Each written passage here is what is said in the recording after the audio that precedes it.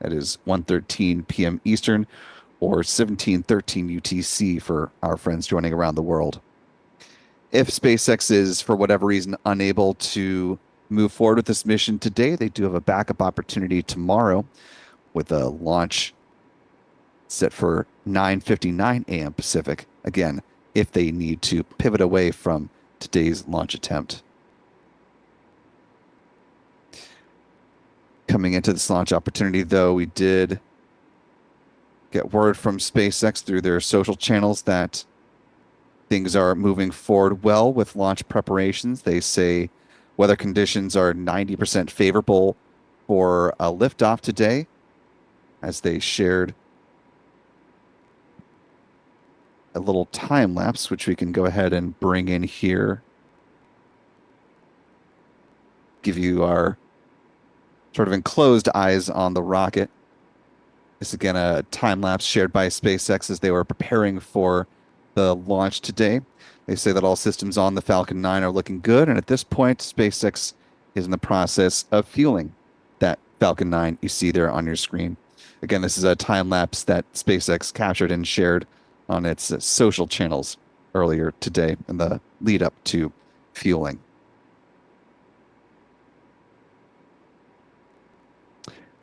As we're getting going here, want to thank our wonderful channel member community here on YouTube for supporting what we do here at Spaceflight Now. So thanks to folks like Zeus's Mommy, JJ Jones, Zephyr Wolf, Mrs. Ed3, Odzum, Glenn Rogers, Christy Brown, Rick Donner, of course, our wonderful moderators, and many others.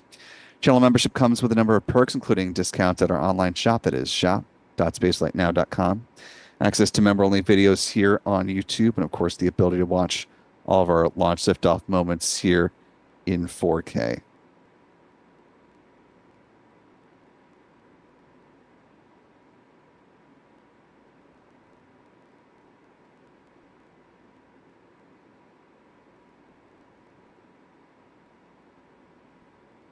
Currently T-minus 21 minutes, 32 seconds and counting. SpaceX has stepped through a number of the fueling milestones at this point as they were in a good posture to begin fueling the Falcon 9 rocket. So let's go ahead and step through the countdown timeline here. I'll let you know the boxes that have been ticked and still what is yet to come for SpaceX in fueling the Falcon 9 rocket, getting ready to launch this mission for the National Reconnaissance Office.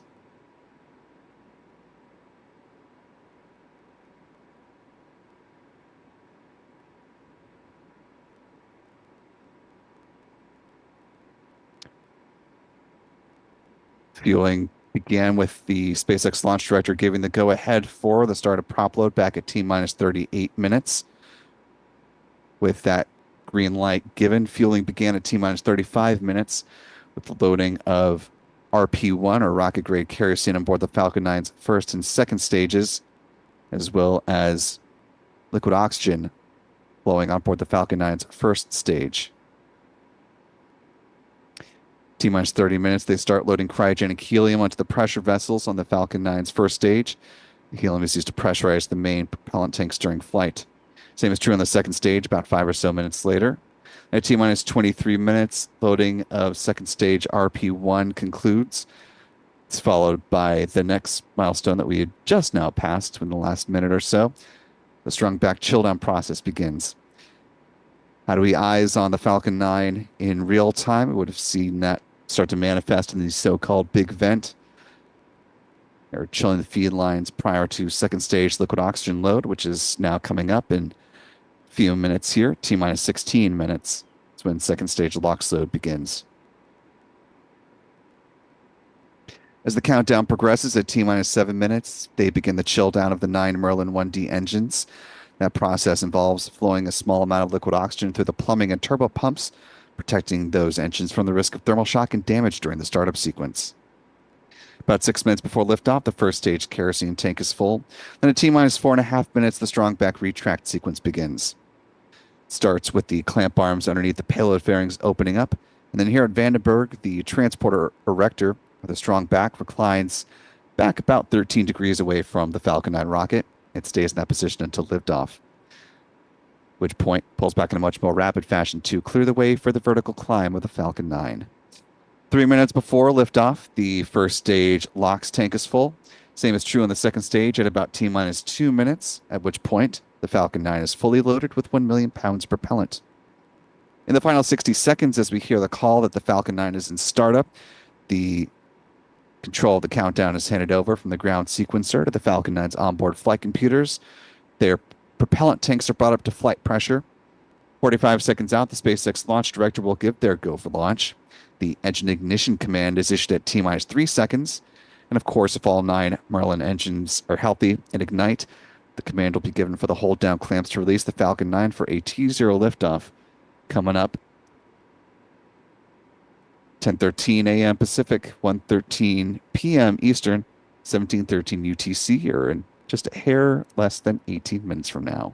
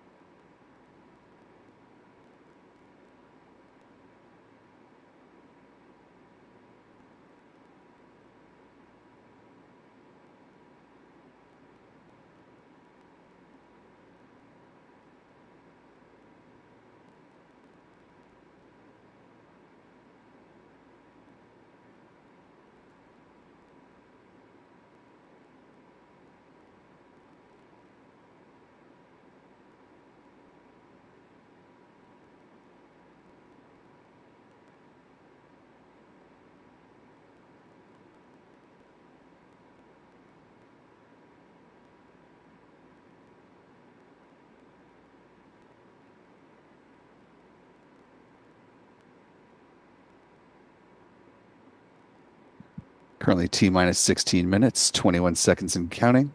At this point, the big vent will have wrapped up, assuming all is continuing on track. And second stage LOX load is about to begin in now less than 10 seconds.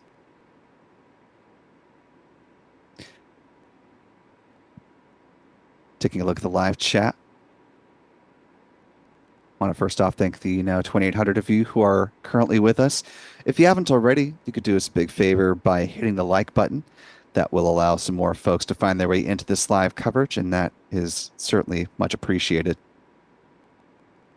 Also want to welcome in RPM for Gears for joining us the channel membership at the mission specialist level. Appreciate that, RPM. I'm glad to have you with us. Also didn't mention at the top, but see that did need to be mentioned for some folks to already hop on the bandwagon. If you have a comment or question about this launch or just want to offer some words of support, you can use the YouTube Super Chat feature. Not only will you be giving us some interesting things to talk about as we continue on through the count, but you'll be supporting what we do here at Spaceflight Now, and that is very much appreciated. In that spirit, want to thank Mr. Jim Edgar for a very generous $50 Super Chat. Really appreciate that, Jim. Hope you and Lisa Bean are doing well. Checking in from Snoqualmie, Washington. Only 2 cats on deck today. Oh, I'm so sorry to hear that Rex passed away. I had a cat in childhood that lived about 17 years, and it's an extremely emotional thing to have to say goodbye to the fur babies. So keep you in our thoughts in the passing of little Rex. I'd appreciate you being with us today and offering those kind of words of support. I also want to thank Larry Williams for a $2 Super Chat. Thank you, Larry.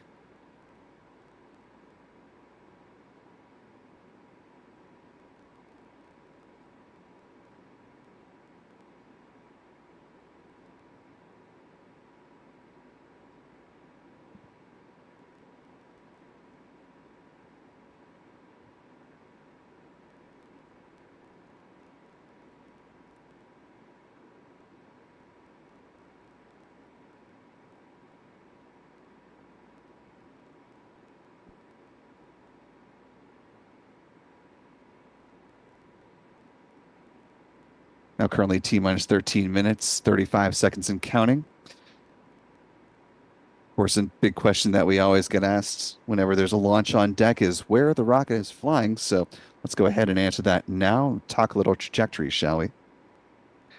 Falcon 9 rocket's going to be lifting off from Space Launch Complex 4 East, or SLIC 4E, there at Vandenberg Space Force Base. Once it does, it will fly in a southeasterly trajectory, heading off along the coast of California and Mexico. The orange arc follows the path of the first stage booster, tail number 1063 in the SpaceX fleet.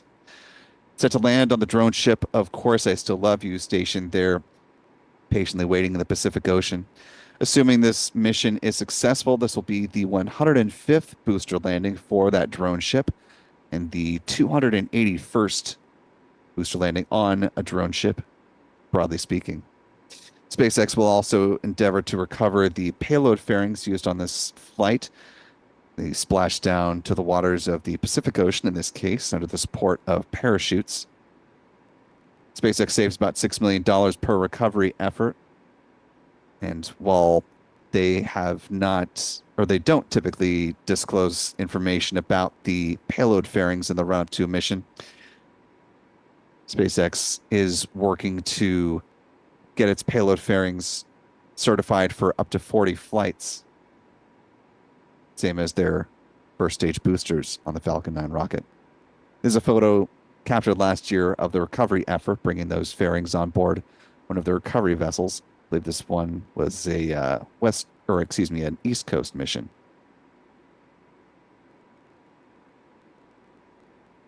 Being that this is a mission for the National Reconnaissance Office, T-minus 11 minutes, 38 seconds and counting, we should not expect to see upper stage views of the payload today, since the NRO hasn't even publicly acknowledged that these are in fact Starshield satellites, though it has been reported by a number of reputable outlets and sourced.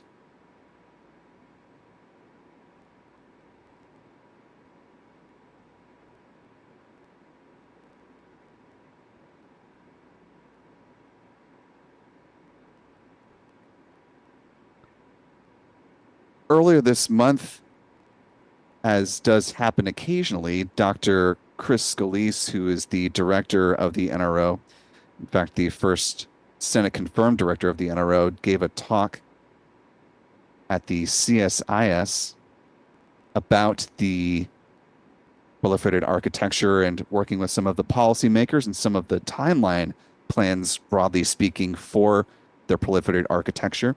So before we've got eyes on the Falcon 9, let's go ahead and listen to some of the words from Dr. Chris Scalise.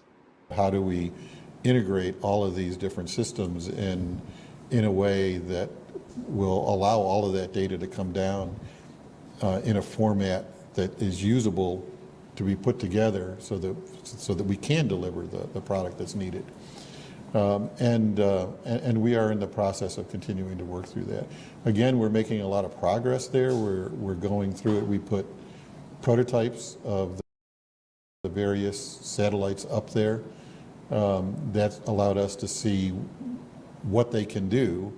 It's also allowed us to participate in exercises where we can go off and test those various things.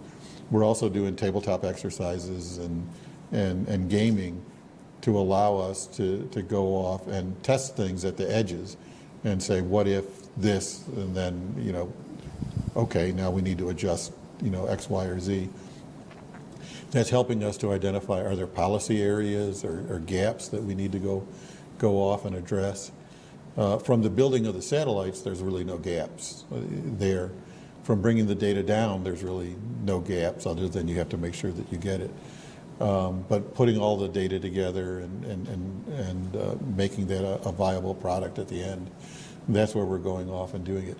We're making good progress. The exercises are helping us an awful lot as we do that to get that done. And of course, that's just a small subset of what's up there. You know, by roughly December of this year, from last June till December of this year, we'll have probably launched 100 satellites. So we are going from the demo phase to the operational phase where we're really going to be able to start testing all of this stuff out in a more operational way. So that's a challenge to the policymaking community to get the policies, the authorities fixed so that as those operational capabilities come online, it's seamless for the users.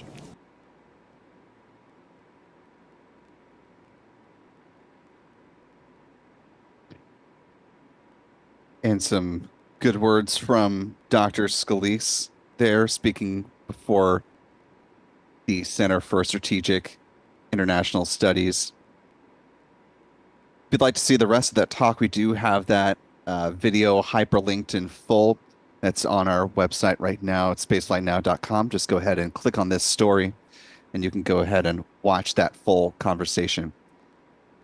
As you see, we're now T-minus 8 minutes and counting, taking a look at the Falcon 9 rocket over a beautiful vantage point here, looking out at Vandenberg on a day where there is little to zero fog.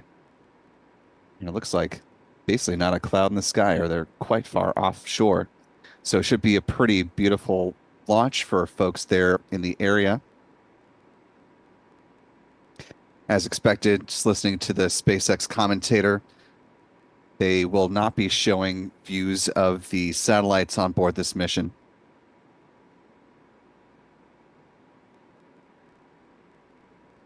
SpaceX is giving a breakdown of the Falcon 9 rocket. We'll go ahead and do the same.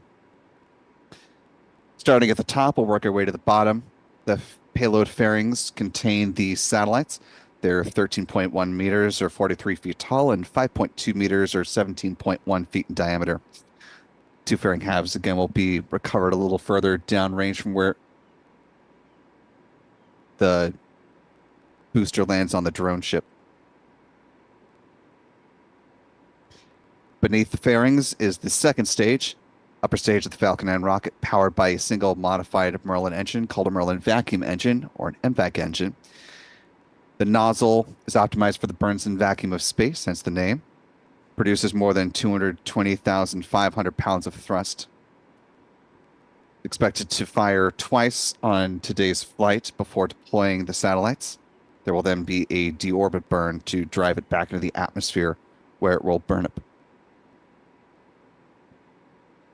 They have a call for stage 1 RP1 loading being complete.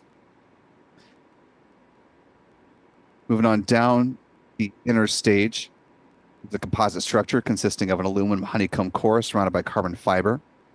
It has deployable hypersonic grid fins, which provide stability and steering as the Falcon 9 moves back through the atmosphere tail first like a dart.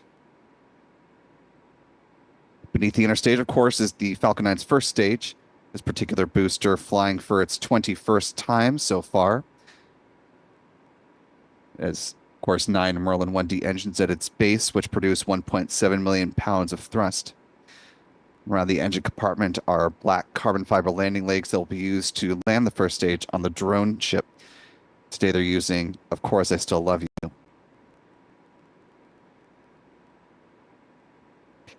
Put all together, the Falcon 9 rocket stands 70 meters or 229 feet tall and has diameter of 3.66 meters or 12 feet.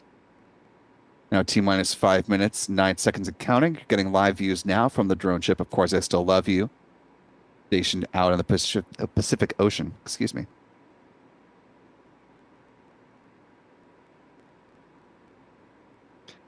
Hear the call that they're preparing for the strong back retract sequence.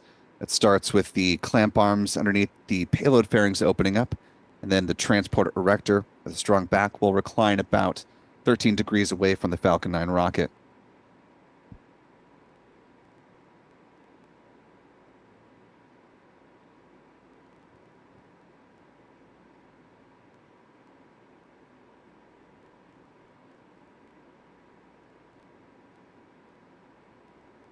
Call from SpaceX that strong back retract is now underway. You see the clamp arms opening up to allow that to happen.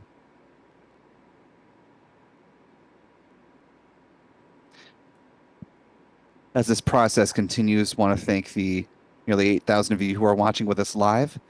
If you haven't already, be sure to give us a like if you would be so kind. Allows more folks to find this live coverage as we continue on in for the final few minutes of this count.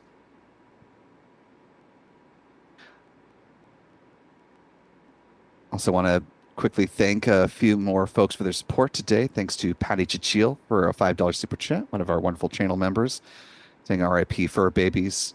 Nod back to earlier comment from Mr. Jim Edgar, saying to fly out the rockets. Thank you, Spaceflight Now, for the best coverage, and thank you, mods. Also want to welcome Kevin Morgan joining us with channel membership at the pad leader level, and a big thank you to Mark Otto, our newest moderator, gifting 10 Spaceflight Now memberships. Up to our newest 11 channel members, welcome aboard.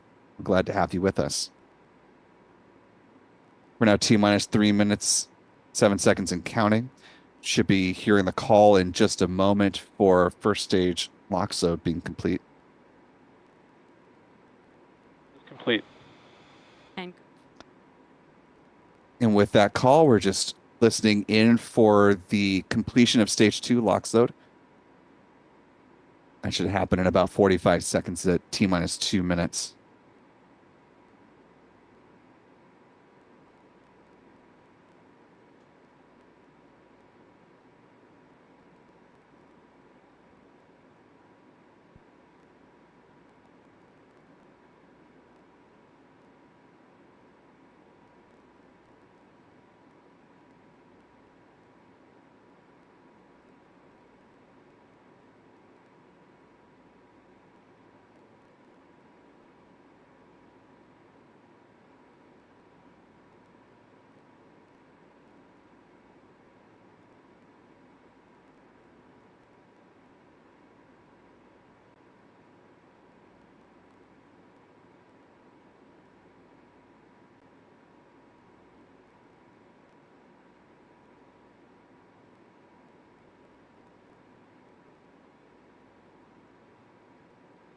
Just waiting for that call out for liquid oxygen loading on second stage to be completed. Stage 2 LOX load is complete. And with that good call, the Falcon 9 is now fully loaded with 1 million pounds of propellant. The venting you're seeing here are the ground gas closeouts.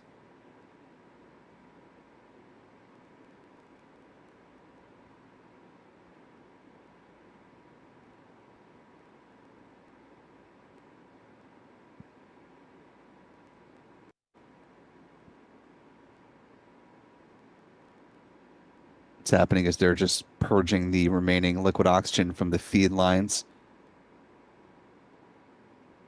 because it is a super cold densified liquid oxygen. It is obviously much colder than the air there at Vandenberg Space Force Base, so creating that condensation. Go for launch. And with that go for launch, the Falcon 9 is now just a little more than 30 seconds away from liftoff. Let's go ahead and listen in to the final countdown, and we will join you back on the other side with some more commentary. Minus 30 seconds.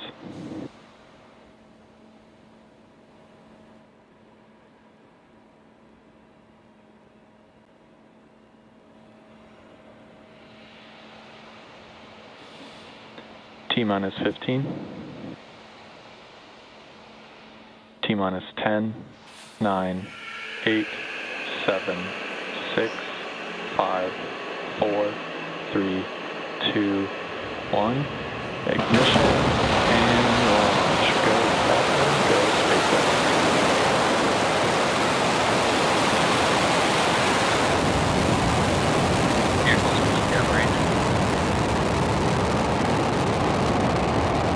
Phase 1 propulsion is nominal.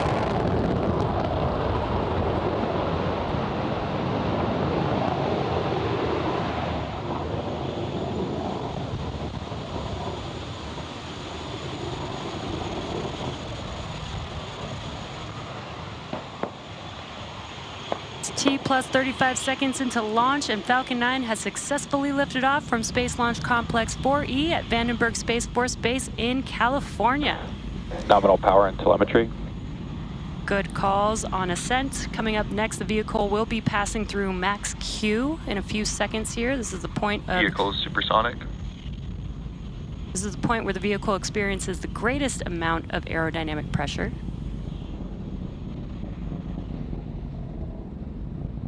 Max Q. And great call out there. Now the vehicle has passed through that highest amount of structural load on the vehicle. Now, coming up next, we will have a few events happening very quickly in succession. That'll be MECO, stage separation, and SES-1. MECO is main engine cutoff, and that's where all 9 of those Merlin 1D engines that you see burning bright on the screen, those 9 engines will shut down. That helps slow the vehicle down in preparation for stage separation. Stage separation is where the first stage and second stage separate, and the first stage will continue to make its way back down to Earth as the second stage continues with the payload to take it to its targeted drop-off orbit.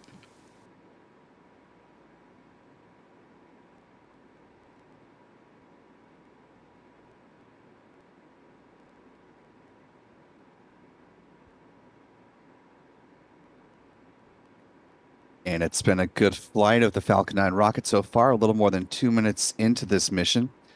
We're coming up on MECO here in now less than 10 seconds. That'll be followed shortly by stage separation and ignition of the Merlin vacuum engine.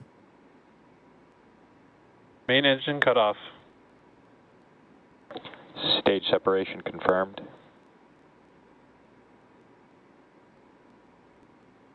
And back ignition.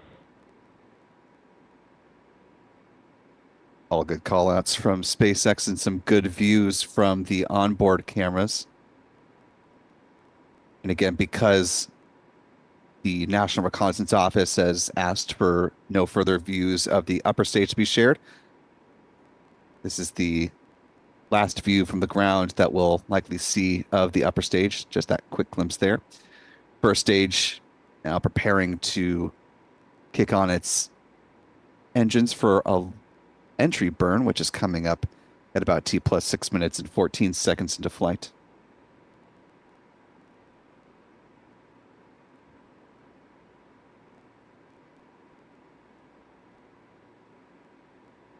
And just got the call for fairing separation. Those payload fairings will land back in the Pacific Ocean under the support of parachutes. And they will be recovered by the recovery vessel called Go Beyond, according to SpaceX.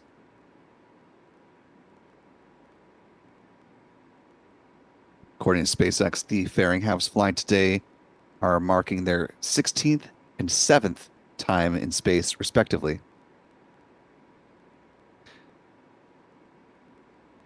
At T plus 4 minutes, 6 seconds and counting.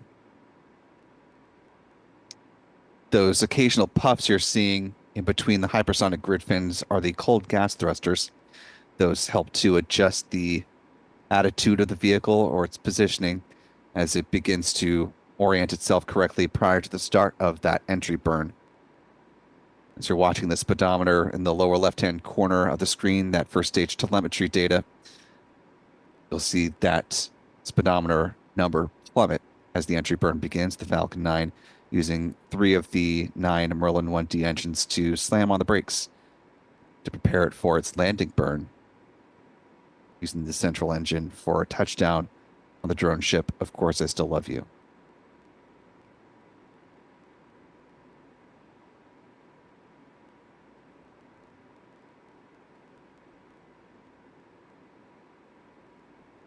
Again, this entry burn set to begin now in just a hair over a minute from now at about T plus 6 minutes and 14 seconds. Burn will last about 22 seconds in total.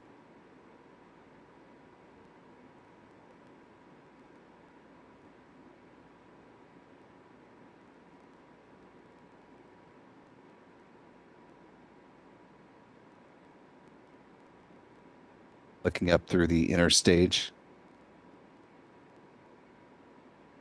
This is, of course, the top of the Falcon 9 rocket, now looking back down.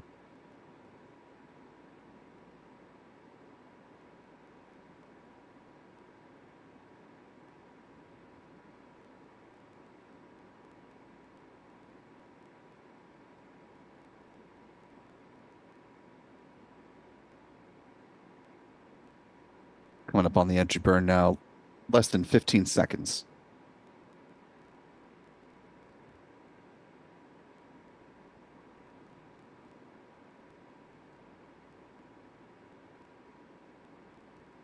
entry burn startup.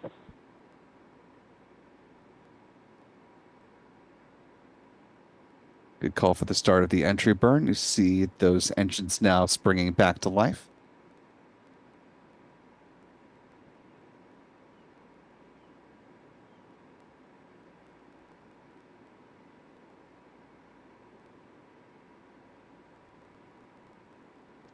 Call for the entry burn shutdown. Now T plus 6 minutes, 45 seconds and counting. Less than a minute from now is when, or just about a minute from now is when the first stage landing burn will begin. Roughly T plus 7 minutes, 52 seconds. For the call that the stage 1 FTS or flight termination system has been safed, no longer needed at this stage in flight.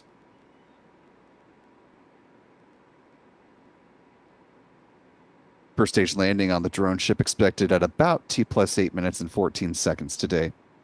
So we're less than a minute from seeing, if all goes well, this booster safely down on the drone ship. Of course, I still love you. Going for its 21st landing attempt.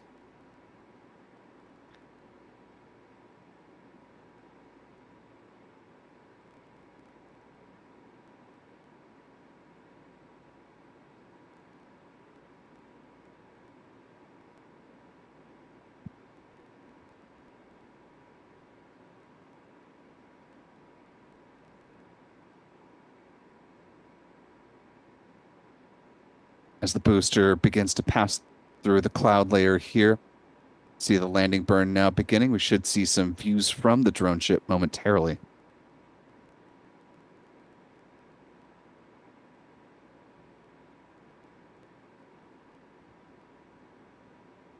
Landing leg deploy. Stage 1 landing confirmed. And for a 21st time, first stage booster B-1063 is down on the drone ship safely. Not only was this the 21st launch and landing of this booster, this was the 100th launch of a Falcon 9 rocket to date so far this year in 2024.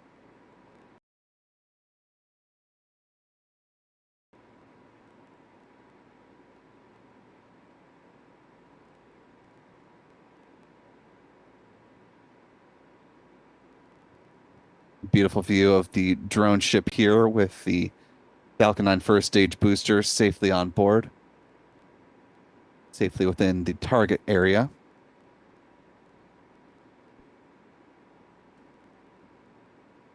Now, while SpaceX will not continue providing views for this mission, upcoming next on this flight will be the second burn of the Merlin vacuum engine on the second stage. Coming up at T plus 54 minutes, 41 seconds. There'll be about a 4-second burn. That will set up the satellites as part of the proliferated architecture to be deployed at unannounced time a little bit later on this afternoon / late morning for folks on the West Coast. And with a good liftoff and landing of the first stage booster, going to go ahead and start to wind things down for our live coverage, but first want to thank a couple folks for their support as we cruise on into our mission stats. Want to thank one of our wonderful channel members, Lori Jones Wilson, for a $1 super chat. Appreciate that, Lori. And Lori also is marking 11 months as a channel member with us. Glad to have you still with us, Lori, who says, "Thank you, Spaceflight Now and mods, for your always great coverage." Appreciate those kind words. And with that, let's go ahead and check in on these mission stats as they currently stand. This was the 21st flight for that Falcon 9 first stage booster, 1063 in the SpaceX fleet. This was the 385th Falcon 9 launch to date, the 100th Falcon 9 launch of 2024. This marked SpaceX's 330th Falcon booster reflight, or the launch of a booster that has flown at least once. This is SpaceX's 105th mission of 2024. That includes, of course, the 2 Falcon Heavy launches earlier this year, as well as 3 launches of its Starship rocket from South Texas. This was the 122nd SpaceX orbital launch within the last 365 days.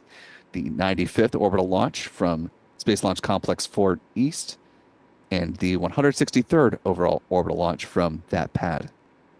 Moving on to some recovery stats, this was the 105th booster landing on the drone ship Of Course I Still Love You, marking the 281st drone ship landing for SpaceX, and the 358th Falcon booster landing to date.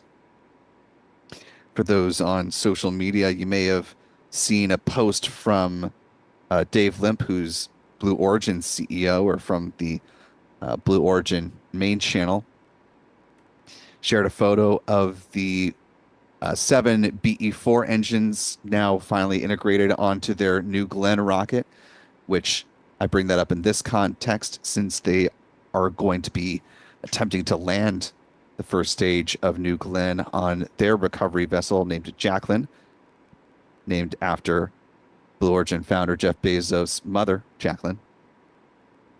And so in the not too distant future, we'll have to amend these recovery stats and broaden them out, since it won't just be SpaceX in this recovery game. Finally, some industry mission stats. Moving out, more of a global overlook. This was the 36th orbital launch from California, the 109th orbital launch from U.S. soil, the 122nd orbital launch from a U.S. rocket company, and the 195th launch around the world. With 6 launch mishaps so far on the year, here is where our pie chart currently stands. The U.S. representing 61% of the pie, China with 26%, Russia with its 11 launches has 6%, and then after that we drop down to the rest of the single digits. Japan with 5 launches on the year, India and Iran with 3 apiece, the European Space Agency with 2, and North Korea with the lone 1. And with that, we're going to go ahead and wrap things up for our live launch coverage today. Appreciate y'all being here. If you haven't already, be sure to hit that subscribe button on your way out the digital door. And if you haven't as well, we'd appreciate it if you could give this video a like to allow folks to find this. If they weren't able to join with us live, they can catch it as a live launch replay at their leisure. I want to thank our Spaceflight Now editor, Stephen Young, for running the technical operations of the broadcast. And as a reminder, before we close things out, we do have another launch back here at home in Florida. We're looking at the Starlink 10-8 mission, looking to lift off on Saturday at 5:47 p.m. Eastern. That's 21:47 UTC. So be sure to join us back here with live launch coverage when that rolls around. And then, of course, the next mission to the International Space Station, CRS-31, lifting off in early November from Launch Complex 39A, sending cargo and science supplies up to the International Space Station using a SpaceX Cargo Dragon spacecraft. Hitting at the buzzer, want to thank Callistia Lee for not only helping with moderation duties, but also for a $5 super chat saying, thank you, Spaceflight Now, for the amazing coverage, and welcome to our newest mod, Mark Otto. I know he'll be a great addition to our team, and I will second that. Richard Perez with a $5 super chat, checking in from Lexington, Kentucky to close us out with our live coverage. Big thanks, General, to our channel member community for supporting us and allowing us to do what we do here at Spaceflight Now. Most importantly, want to thank you for wherever you're watching from. You have your pick of the litter when it comes to live launch coverage, and we appreciate you sticking with us here at Spaceflight Now for your live launch viewing needs. For all of us here at Spaceflight Now, I'm Will Robinson Smith. Remember, be good to yourselves, be good to others, and we will see you next time, folks. Until then, bye-bye.